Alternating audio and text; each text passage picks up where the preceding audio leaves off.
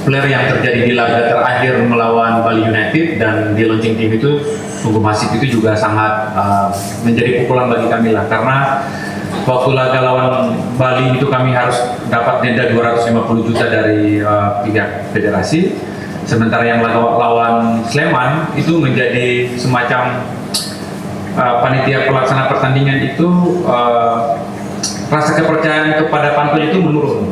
Dan dampaknya hari ini Pak Waka, kami sudah mencoba menjual tiket dan tiketnya itu hanya baru laku di 4.000 tiket.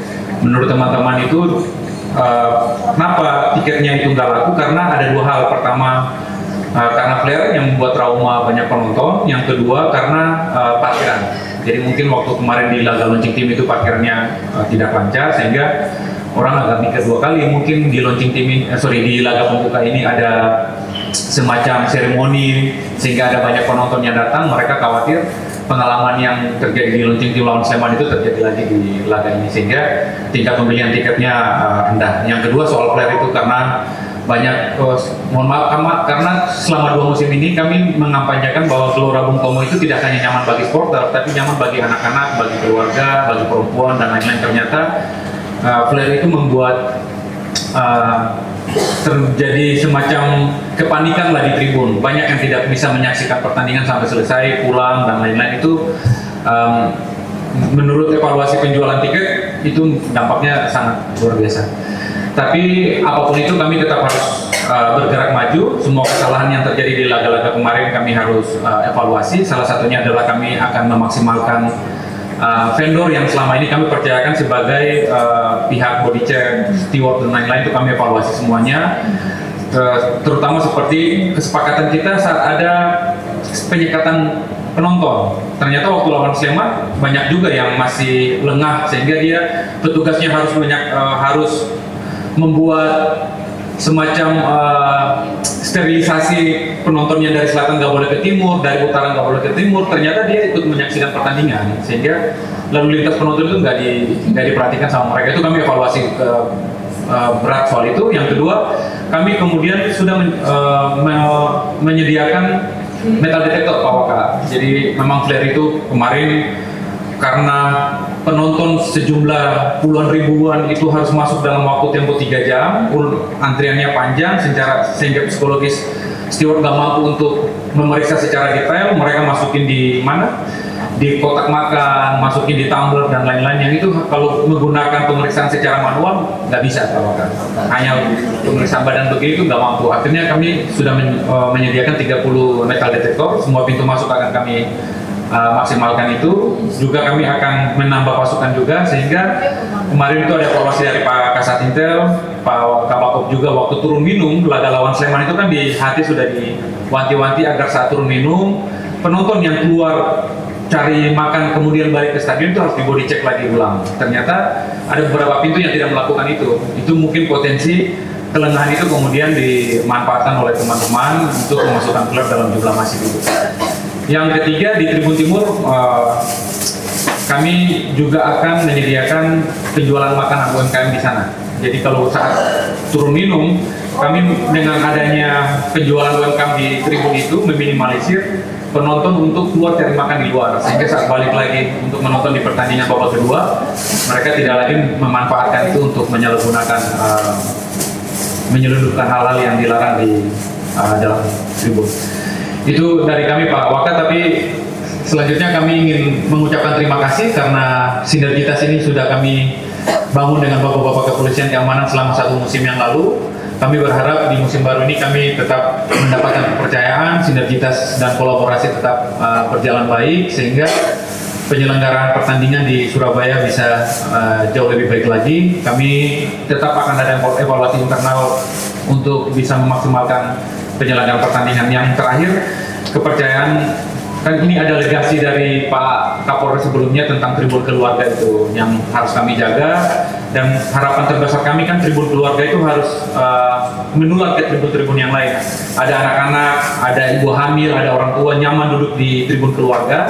Hal ini juga bisa menular ke tribun-tribun yang lain, sehingga semua orang itu datang nyaman menyaksikan pertandingan. Seperti Pak Kastil sering menyampaikan bahwa tribun itu adalah tempat orang mencari hiburan, bukan menjadi calon kuburan lah, sehingga nggak boleh ada lagi riak-riak yang sangat masif menimbulkan kepanikan sehingga bisa jatuh korban.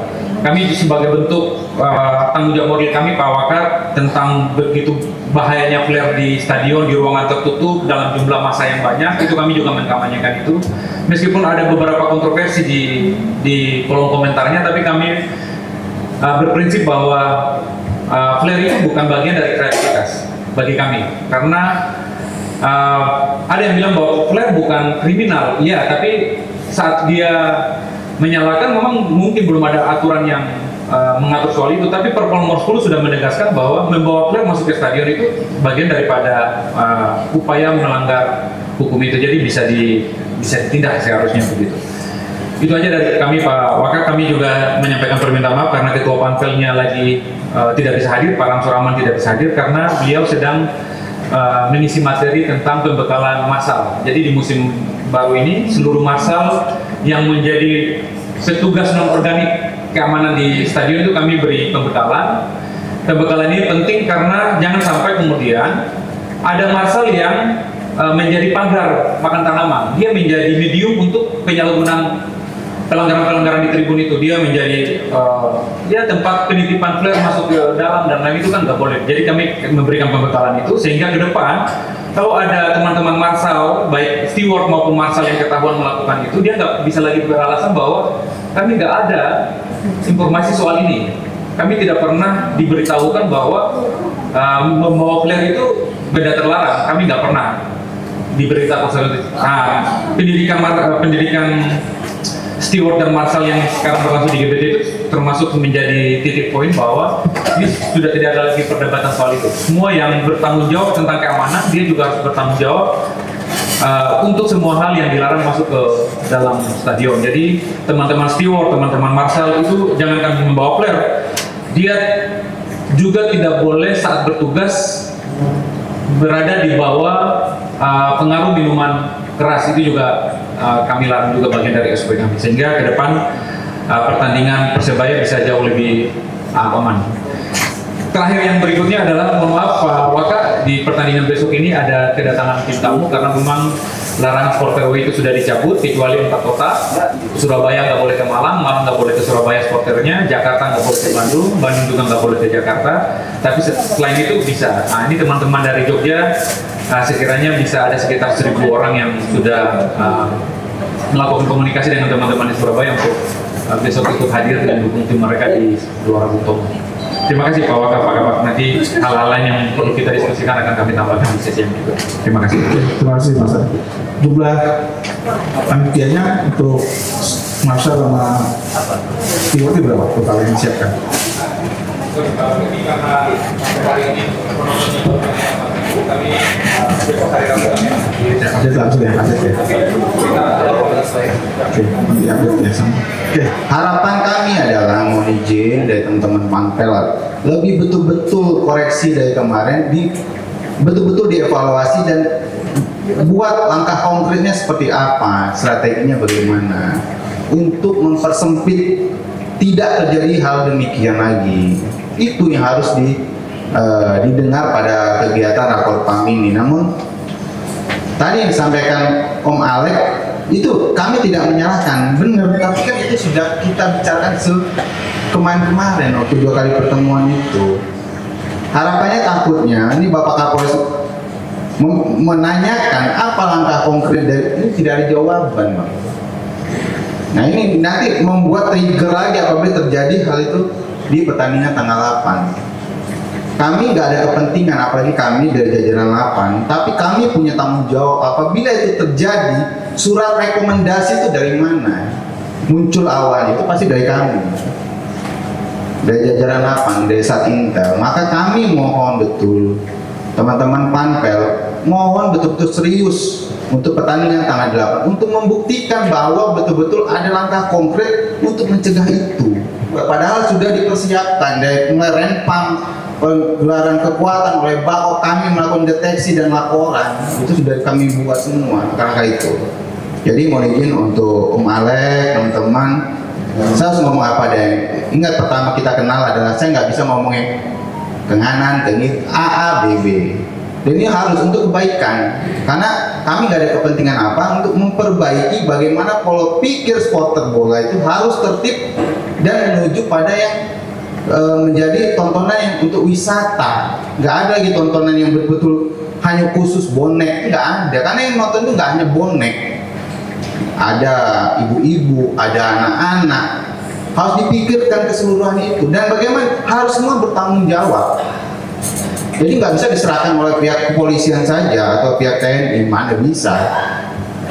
Maka mungkin setelah ini mungkin dapat dijelaskan aturan bagaimana tanggung jawab oleh senior kami Bapak Kabak-Op, sehingga setelah rakor PAM ini kira-kira teman-teman Panpel betul-betul dipersiapkan bagaimana langkah-langkah dan dia tanggung jawab apa, di mana dan apa upayanya sehingga ada perubahan dari pertandingan sebelumnya. Saya kira itu. Wassalamualaikum warahmatullahi wabarakatuh. Rekan-rekan sekalian, saya akan mencoba menjelaskan sesuai dengan tupoksi masing-masing dengan dasar ataupun dengan landasan acuan kita adalah Perpol 10 tahun 2022, di mana di Perpol tersebut disampaikan dan diatur tentang bagaimana teknis penyelenggaraan pertandingan olahraga, khususnya pertandingan sepak bola, rekan-rekan. Nanti silakan kita buka diskusi, kita sharing, kita tanya jawab, supaya sekali lagi mana yang menjadi tanggung jawab kepolisian, mana yang menjadi tanggung jawab panitia penyelenggara, mana yang menjadi tanggung jawab panitia pendukung. Ya, sekali lagi ini perlu kita bedah ulang supaya nanti di berjalannya Liga 1 ini semua stakeholder terkait bisa menumbuhkan atau bisa menunjukkan tanggung jawabnya. Sekali lagi bukan hanya di kepolisian saja, bukan hanya di Polri saja, kompetisi ini ditumbuhkan tanggung jawabnya. Ada dari panitia penyelenggara, ada dari Pemkot Surabaya, ada dari TNI, kemudian ada dari Jasa Marga, mungkin ada dari Polda, dan semuanya rekan-rekan. Baik, untuk memberikan waktu akan kita mulai saja. Lanjut yang pertama, rekan-rekan sekalian, jadi akan kami sampaikan beberapa evaluasi kejadian pada saat atau dua pertandingan kemarin antara Persebaya Surabaya melawan PSIS Sleman. Yang menjadi fokus utama rekan-rekan ini yang menjadi bukan lagi menjadi sebuah trauma yang mendalam sekali. Flare ini bisa menyebabkan banyak hal, rekan-rekan. Sangat bahaya sekali. Lanjut. Beberapa modus yang mungkin rekan-rekan bisa lihat atau nanti bisa kita lihat bersama-sama bahwa flare ini masuk ke dalam stadion tidak jatuh dari langit, rekan-rekan. Ya, kalau jatuh dari langit, rekan-rekan, ini ya mungkin kalau ditanya siapa nggak tahu. Tapi ada proses di situ, rekan-rekan. Ada jalan yang dilewati oleh flare itu, mulai dari orangnya, pintu gerbangnya, kemudian jalur mananya. Ya, yang pertama flare diikat di dalam tubuh, dibalut dengan kaos, kemudian disimpan di bagian tubuh wanita. Nah ini memang lihat emang. Kemudian dibungkus menggunakan tempat makanan, nasi. Ada di video kita tunjukkan. Jadi nasi itu orang setelah mati cari makan itu kayak tega-teganya dimasukkan ke dalam tupperware-nya itu. Ya. Kemudian dimasukkan ke tumbler. Orang itu tumbler itu botol itu loh. Botol untuk minum diisi flare. Ya kan? Itu nyata kan? Enggak, saya nggak ngomong kosong. Ya, ini yang 11 item ini bukan ngomong kosong, ini nyata dan fakta ketika kemarin saya mendapati flare ini bisa masuk ke dalam stadion. Kemudian dimasukkan ke dalam tas ransel, ada yang bawa tas apa itu namanya, yang beginian itu dimasukkan ke situ. Kemudian ada juga yang dimasukkan diikat di pahanya. Nggak tahu nih, mungkin pahanya terlalu kecil, kurang seksi, tambahi flare itu dilakban biar kelihatan apa namanya itu seksi atau gimana, nggak tahu saya. Kemudian ditaruh di tempat makanan, di tempat snack itu ada snack-snack yang bungkusnya mungkin sudah rapi, sudah diambil isinya, dimasukkan flare di situ. Kemudian dimasukkan di punggung, rekan-rekan. Ini punggungnya kurang seksi, kurang kurang ramping kayak gitar Spanyol itu, tambah ini apa namanya itu flare, dilakban. Nah, ada juga yang seperti itu. Kemudian dimasukkan di apa namanya itu, di ranjau, di tumpukan plastik. Jadi di luar stadion ditaruh di situ, nanti pas paruh pertandingan diambil di luar. Ada yang seperti itu. Kemudian dimasukkan, dibungkus di dalam sal itu selendang gitu loh. Selendang itu kan ya kan kalau dikalungkan di badan itu kan kayak nggak kelihatan gitu, supaya nanti kalau diperiksa kan badannya, salnya nggak diperiksa. Nah, kemudian dibungkus di itu apa namanya hoodie itu kayak kupluknya itu. Jadi kupluknya itu mungkin diselipkan di bagian hoodie-nya itu. Lanjut rekan-rekan. Ini kurang lebih banyak sekali rekan-rekan yang akan kita amankan. Ini supaya menjadi perhatian lagi rekan-rekan, bahwa flare itu masuk ke dalam stadion sekali lagi tidak jatuh dari langit, tidak ceblok dari atas, enggak, tapi memang ada yang bawa, ya. Jadi jangan percaya itu, nggak mungkin itu pasti flare itu jatuh dari langit itu, anda rekan-rekan, itu ada yang bawa. Siapa yang bawa? Ini manusianya. Sudah kita data, sudah kita minta identitasnya, karena ada kurang lebih sebanyak 120 sekian lah, lebih manusia itu yang bawa flare itu. Lanjut. Nah, coba di video nyalain, kamu gedein videonya. Rekan-rekan sekalian, ini kayak ini, mesti nemen lah. Coba, bentar. Ulangi lagi. Jadi badannya itu dilakban itu, kalau pernah tahu yang itu apa namanya itu bom yang bunuh diri itu loh. Nah, itu kan dilakban di badannya, kemudian dirakit di apa namanya itu detonator atau apa itu, ya inilah ini mungkin bibit-bibitnya kayak gini mungkin tuh. Nanti kalau saya sebentar gantian. Nah, ini ada negara yang seperti ini. Memang kelihatannya tidak masuk akal, tapi ada. Nah, coba putar lagi. Coba rekan lihat ini rekan. Bayangkan sebegini niatnya itu manusia ini. Lah, kayak gini. Lah.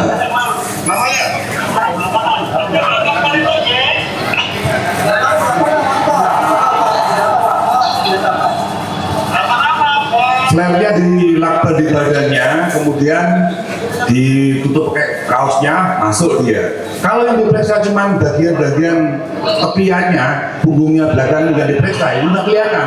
Loh, kayak gini nih. Banyak sekali kan. Oke, lanjut. Ada lagi. Nah, ini, ini flare-nya ditaruh di lengannya kurang besar mungkin, nggak pernah berbelah. Jadi untuk meningkatkan massa ototnya mungkin ditambah flare itu di lengannya itu. Lanjut, diputar. Nah, kira-kira begitu rekan-rekan. Nah, itu. Saya nggak tahu itu. Mungkin lengannya kurang gede, tambah flare, kemudian dilakban, jadi kelihatan gede lengannya. Nah, gitu. Ini nyata rekan-rekan. Ini bukan apa ya? Bukan editan, bukan saya ngambil di YouTube, enggak. Ini ngambil di stadion GBT. Ya, mungkin rekan kalau tahu itu polisinya siapa, cuma tanyakan. Mas, itu kemarin betul apa enggak itu kira-kira? Apa? Nah, itu. Dengan Pak Kapol tahu itu. Anggota Polda, Demas Polda. Dan ada orangnya Pak? Ada orangnya ya? Nah, itu anggota. Mungkin ada yang kenal rekan, itulah kira-kira. Itu flare masuk dalam stadion rekan. Ya, ini pelajaran yang sangat berarti sekali, yang sangat berharga sekali. Ke depan nanti rekan-rekan yang ditugaskan di beberapa screening pintu masuk, tolong betul-betul dilaksanakan screening yang maksimal rekan-rekan. Lanjut, yang sebelahnya itu apa itu?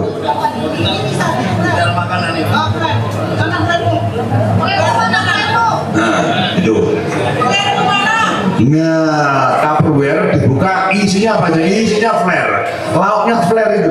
Bayangkan rekan-rekan, saking niatnya nasi itu pakai tumbler, pakai Tupperware-nya itu diisi flare itu. Masya Allah, masih ada yang kayak gitu itu. Itu kalau suruh makan, kira-kira gimana kira-kira? Menyala mulutnya itu. Ya, jadi rekan-rekan ini memang kelihatannya sepele, tapi kalau ini sudah lolos, sudah masuk ke dalam, jadi petaka akhirnya.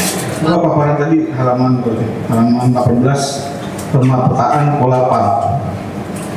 Ya, ada zona 1, 2, 3, dan 4. Oke, silakan rekan-rekan pantau, rekan-rekan sekali baca dan resapi dan pedomani ya. Jadi zona 1 itu steward, sebagai komandannya adalah SSO, Security and Safety Officer. Siapa Pak? SSO ya. Berarti beda, ketua panitia pelaksana dengan SSO beda ya. Ketua panitia pelaksana berarti Pak Ram, ketua SSO nya Pak Saleh ya berarti ya. Nah itu yang akan HTCK-nya, koordinatornya, apabila ada kejadian di dalam yang butuh pergerakan personil Polri ke dalam, ya Pak Saleh berarti kontak Pak Kapolrestabes ya seperti tadi ya. Jadi sudah di dalam. Kami ring satu dengan Intel itu membantu ya. Kita tidak bisa berbuat apa-apa karena kita cuma membantu mengidentifikasi saja. Ya, kenapa kita ada di dalam itu membantu apabila ada kejadian kita bisa mengidentifikasi siapa pelakunya. Tadi yang bergerak di dalam itu adalah SSO dan master-master yang ada. Ya, jadi ini harus paham betul. Ya, jadi Pak Alex luar biasa tanggung jawabnya. Ya, jangan berpikiran wah ini luar biasa ini luar biasa sekali. Ya, tapi saat bergerakan ya mohon maaf apabila tidak ada hal yang tidak diinginkan, ya kebutuhan perbantuan kekuatan ya Pak Alex langsung koordinasi dengan Bapak Kapolres atau Pak Kapolres saya. Ya, jadi sehingga pergerakan kita dalam seperti apa. Ya, jadi ini harus dipahami betul bahwa tanggung jawab dari semua tribun sampai dengan bawah sampai dengan ruang ganti dan lain sebagainya itulah tanggung jawab SSO. Jadi sudah sepakat berarti selama ini ATCK seperti itu.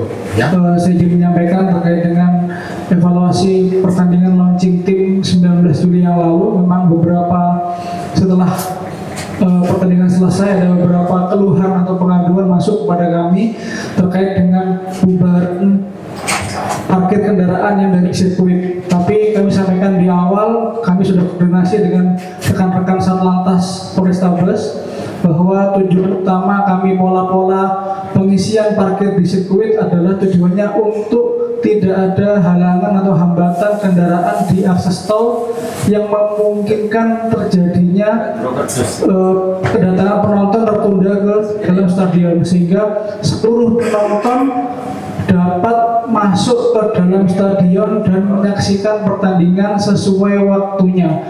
Namun memang kemarin yang kami dapati pada saat bubarannya kendaraan di sirkuit itu ada sekitar 800 unit roda 4 yang tertunda kepulangannya karena menunggu bongkaran kendaraan sepeda motor Bapak, sehingga tertunda. Untuk yang di sisi utara semuanya normal, tidak ada masalah, tidak ada kendala, masuk mudah, keluar juga lancar, dan tidak ada satupun kendaraan yang parkir di tepi jalan, baik jalan akses tol maupun jalan akses ke TPA sampah. Apabila kita tidak menggunakan lahan parkir sisi selatan pada saat launching tim, maka diperkirakan antrian kendaraan bisa mencapai akses tol Bapak. Jadi kemarin kita sangat diuntungkan bisa mengisi yang selatan terlebih dahulu. Jadi nanti kemarin kami sudah rapat lagi dengan Satlantas. Jadi polanya kita menyesuaikan dengan jumlah penontonnya Bapak. Apabila penontonnya di atas 10.000, maka kemungkinan kami akan kembali laksanakan pola mengisi terlebih dahulu parkir di selatan sirkuit. Apabila tidak sampai 10.000, maka kami akan maksimalkan parkir yang di sisi utara aja Bapak.